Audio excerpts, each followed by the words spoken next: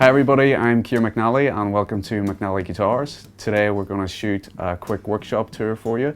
Hopefully this will give you a bit of insight into what I do and why I do things a certain way. And we'll go into the main room now and I'll talk you through chronologically how a guitar moves through the workshop.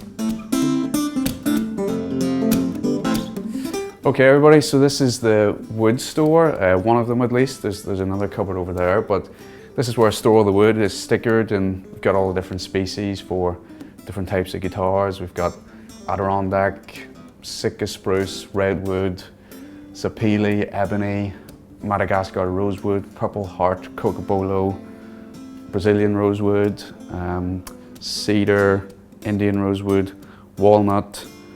There's probably more in there, and there's actually quite a bit more on the way as well. So that's where the wood dries basically. There's a dehumidifier in there and that's kept at a constant humidity between 45 and 50%, and it's temperature controlled in there as well. So we want the wood to be dry before we use it for guitar making, otherwise you can get stability issues through the life of the guitar. I'll talk you through the main room here, but just a quick note to say that what we're not really making today is a guitar making instructional video. We haven't really set anything up or staged it.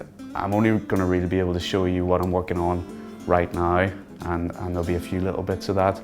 The main purpose of making these videos too is to give you a sense of McNally Guitars and what we're kind of about, and I hope that it comes across genuine. I want to be open and honest with people. We're not going to over-romanticize what happens here. I haven't put on a leather apron that I never wear. We're not going to turn off the lights to make it moody. There won't really be any slow motion stuff. This is just what you see is what you get, and hopefully you like it. So this is the main machine room, woodworking room, which is at the back of the workshop.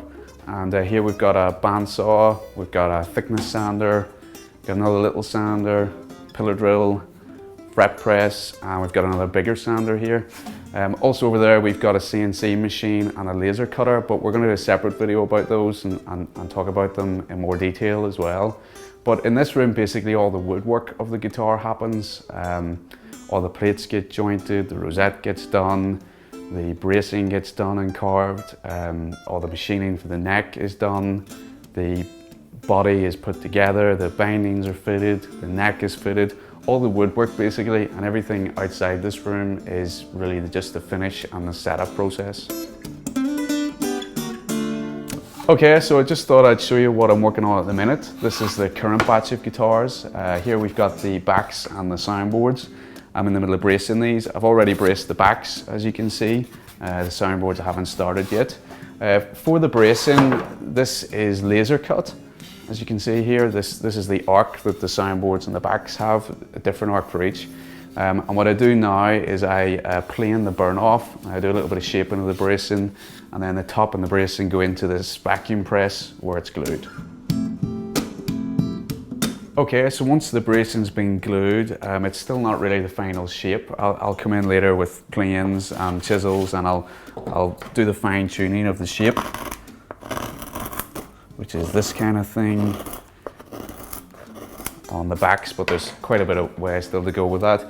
Equally with the soundboards, once the bracing's been glued for those, there's a lot more of this fine tuning that goes on, because really what I'm trying to achieve is a response, a vibrational response from the top, which is what you might call like the signature sound of the guitars. I'll do a lot of kind of bending of the top and assessing its strength throughout the process as well.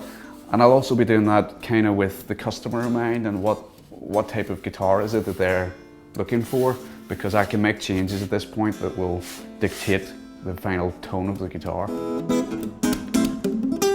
So the only part of the body making process that doesn't happen in that main room really is side bending, which is what I do here. You can see the different formers for different shapes. Different molds for different shapes as well there. Also here we've got the compressor underneath this bench for spraying and an air dryer there as well. This is the sanding room then. So once the bodies have been made, the neck's been made, it's been dry fitted, they'll both come in here and I'll do all the final sanding before the guitar gets sprayed. Once it's then being sprayed in between coats, the body and the neck will come back in here and they'll get cut back ready for the next coat.